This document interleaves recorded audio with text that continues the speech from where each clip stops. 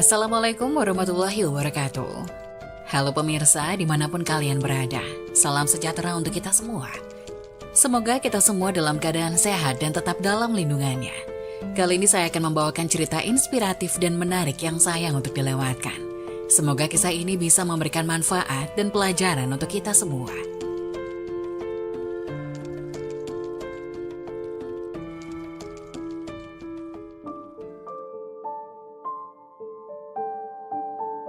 Masya Allah, sungguh luar biasa. Inilah kisah nyata jenazah istri salihah. Assalamualaikum warahmatullahi wabarakatuh. Apa kabar kalian semua? Berjumpa lagi di channel Cerita Kehidupan. Semoga kalian dalam keadaan sehat dan tetap dalam lindungan Allah Subhanahu wa Ta'ala ya. Kali ini channel Cerita Kehidupan akan membahas tentang kisah nyata seorang jenazah istri salehah. Semoga kisah ini dapat menambah hikmah dan manfaat untuk penonton semuanya. Sebelum masuk ke dalam kisahnya, untuk kalian semua jangan lupa like, subscribe, komen dari mana saja yang hadir, dan share video ini. Agar semua saudara-saudara kita juga dapat manfaat dari video berikut. Selamat menonton. Kisah nyata jenazah istri salihah. Semoga kisah berikut ini bisa memberikan inspirasi dan pembelajaran bagi kita, terutama para wanita muslimah, untuk selalu berusaha menjadi istri atau wanita salihah. Amin. Usia istri Yakin masih sangat muda, sekitar 19 tahun. Sedangkan usia Yakin waktu itu sekitar 23 tahun. Tetapi mereka sudah berkomitmen untuk menikah. Istri Yakin cantik, putih, murah senyum, dan tutur katanya halus. Tetapi kecantikannya tertutup sangat rapi. Dia juga hafal Al-Quran di usia yang relatif sangat muda, subhanallah. Sejak awal menikah, ketika memasuki bulan ke-8 di usia pernikahan mereka, istrinya sering muntah-muntah dan pusing silih berganti. Awalnya mereka mengira morning sickness karena waktu itu istrinya hamil muda. Akan tetapi selama hamil bahkan setelah melahirkan pun, istrinya masih sering pusing dan muntah-muntah. Ternyata itu akibat dari penyakit ginjal yang dideritanya. Saat bulan terakhir ini, ternyata penyakit yang diderita istrinya semakin parah. Yakin bilang kalau istrinya harus menjalani rawat inap akibat sakit yang dideritanya. Dia juga menyampaikan bahwa kondisi istrinya semakin kurus. Bahkan berat badannya hanya 27 kg. Karena harus cuci darah setiap 2 hari sekali, dengan biaya jutaan rupiah untuk sekali cuci darah. Namun Yakin tak peduli berapapun biayanya, yang terpenting istrinya bisa sembuh. Pertengahan bulan Ramadan mereka masih di rumah sakit, karena selain penyakit ginjal, istrinya juga mengidap kolesterol. Setelah kolesterolnya diobati, alhamdulillah sembuh. Namun penyakit lain muncul, yaitu jantung. Diobati lagi, sembuh. Ternyata ada masalah dengan paru-parunya. Diobati lagi, alhamdulillah sembuh. Suatu ketika, istrinya sempat merasakan ada yang aneh dengan matanya. "Bi, ada apa dengan pandangan Umi? Umi tidak bisa melihat dengan jelas." Mereka memang saling memanggil dengan Umi dan Abi sebagai panggilan mesra. "Kenapa, Mi?" Yakin agak panik. "Semua terlihat kabur." Dalam waktu yang hampir bersamaan, darah tinggi juga menghampiri dirinya. Subhanallah. Sungguh dia sangat sabar, walau banyak penyakit dideritanya. Selang beberapa hari, alhamdulillah istri Yakin sudah membaik dan diperbolehkan pulang. Memasuki akhir Ramadan, tiba-tiba saja istrinya merasakan sakit yang luar biasa di bagian perutnya. Sangat sakit, sampai-sampai dia tidak kuat lagi untuk melangkah dan hanya tergeletak di paving depan rumahnya.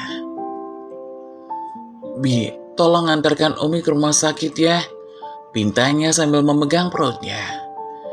Yakin mengeluh karena ada tugas kantor yang harus diserahkan esok harinya sesuai deadline.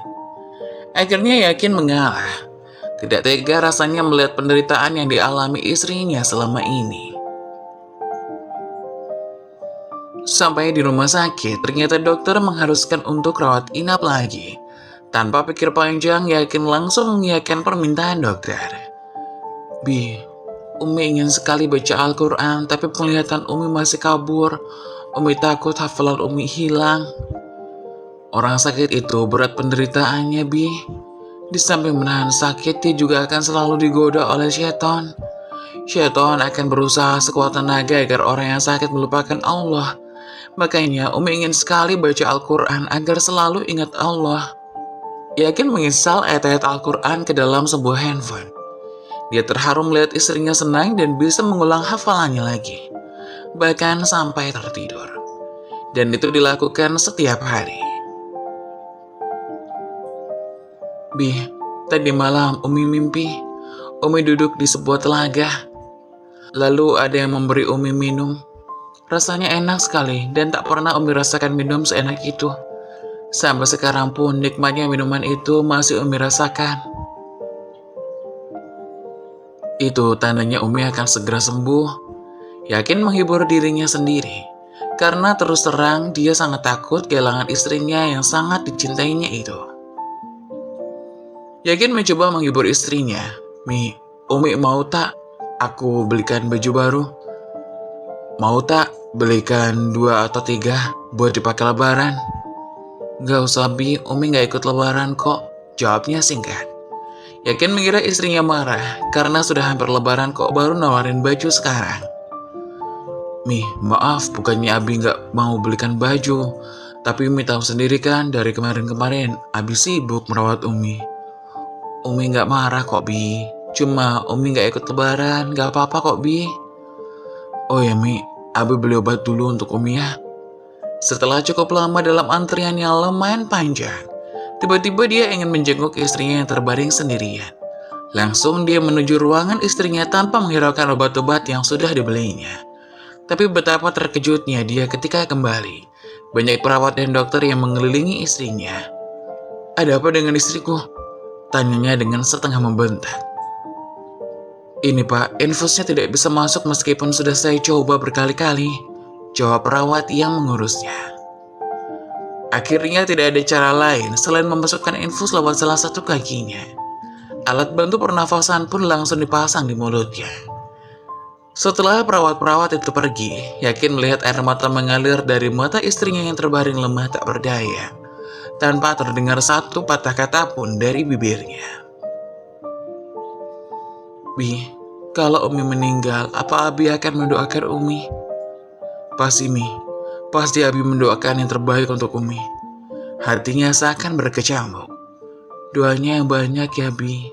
Pasti Umi, jaga dan rawat anak kita dengan baik. Tiba-tiba tubuh istrinya melemah, semakin lama semakin lemah. Yakin membisikkan sesuatu di telinganya, membimbing istrinya menyebut nama Allah. Lalu dia lihat kaki istrinya bergerak lemah, lalu berhenti. Lalu perut istrinya bergerak, lalu berhenti. Kemudian dadanya bergerak, lalu berhenti. Lehernya bergerak, lalu berhenti. Kemudian matanya. Dia peluk tubuh istrinya, dia mencoba untuk tetap tegar, tapi beberapa menit kemudian air matanya tak mampu ia bendung lagi. Setelah itu, Yakin langsung menyerahkan semua urusan jenazah istrinya ke perawat, karena dia sibuk mengurus administrasi dan ambulan. Waktu itu dia hanya sendiri, kedua orang tuanya pulang karena sudah beberapa hari meninggalkan cucunya di rumah. Setelah semuanya selesai, dia kembali ke kamar menemui perawat yang mengurus jenazah istrinya. Pak, ini jenazah baik, kata perawat itu. Dengan penasaran dia balik bertanya. Dari mana ibu tahu? Tadi kami semua bingung siapa yang memakai minyak wangi di ruangan ini. Setelah kami cari-cari, ternyata bau wangi itu berasal dari jenazah istri bapak ini, subhanallah. Tahukah sahabatku, apa yang dialami oleh istri Yakin saat itu? Dengan siapa ia berhadapan? Kejadian ini mengingatkan pada suatu hadis. Sesungguhnya, bila seseorang yang beriman hendak meninggal dunia dan memasuki kehidupan akhirat, ia didatangi oleh segerombol malaikat dari langit. Wajah mereka putih bercahaya bak matahari. Mereka membawa kain kafan dan wangian dari surga. Selanjutnya mereka akan duduk sejauh mata memandang dari orang tersebut. Pada saat itulah malaikat maut alaihi salam menghampirinya dan duduk di dekat kepalanya. Setibanya malaikat maut, ia segera berkata, "Wahai jiwa yang baik, bergegas keluar dari ragamu menuju kepada ampunan dan keridhaan Allah." Segera ruh orang muslim itu keluar dengan begitu mudah, dengan mengalir bagaikan air yang mengalir dari mulut kuci. Begitu ruhnya telah keluar, segera malaikat maut menyambutnya. Dan bila ruhnya telah berada di tangan malaikat maut, para malaikat yang telah terlebih dahulu duduk sejauh mata memandang, tidak membiarkannya sekejap pun berada di tangan malaikat maut. Para malaikat segera mengambil ruh orang mukmin itu dan membungkusnya dengan kain kafan dan wangian yang telah mereka bawa dari surga. Dari wangian ini akan tercium semerbak bau harum, bagaikan bau minyak misik yang paling harum yang belum pernah ada di dunia. Selanjutnya para malaikat akan membawa rohnya itu naik ke langit. Tidaklah para malaikat itu melintasi segerombolan malaikat lainnya, melainkan mereka akan bertanya, "Ruh siapakah ini? Begitu harum." Malaikat pembawa ruh itu pun menjawab, "Ini adalah arwah Fulan bin Fulan. Disebut dengan namanya yang terbaik yang dahulu semasa hidup di dunia ia pernah dipanggil dengannya." Hadis riwayat Imam Ahmad dan Ibnu Majah. Sungguh sangat singkat kebersamaan kami di dunia ini. Akan tetapi dengan banyak bekal yang dia bawa pulang, biarlah dia bahagia di sana. Air mata pun tak terasa mengalir deras dari pipi yakin. Subhanallah, Allahu Akbar. Itulah kisah jenazah istri solihah. Semoga kisah tadi dapat memberikan hikmah dan manfaat untuk penonton semuanya. Jangan lupa like, subscribe video ini, agar tidak ketinggalan info-info bermanfaat selanjutnya. Sekian dari kami, terima kasih. Wassalamualaikum warahmatullahi wabarakatuh.